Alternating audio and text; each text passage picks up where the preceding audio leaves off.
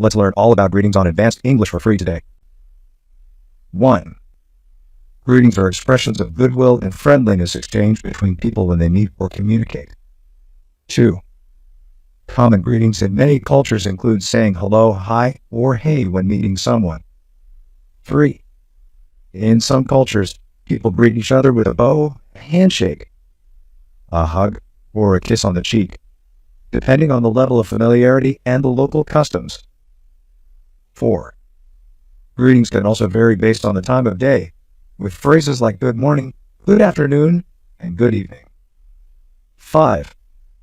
Formal greetings often include titles and honorifics such as Mr., Mrs., or Sir to show respect. 6. Informal greetings may involve using nicknames or first names to establish a more relaxed and casual atmosphere. 7. Nonverbal greetings, like a smile or a wave, can convey warmth and friendliness even without words. 8. Greetings play a crucial role in social interactions, helping to establish rapport and create a positive atmosphere. 9. Cross-cultural greetings can be fascinating, with various customs and gestures reflecting the diversity of human expression and communication. 10.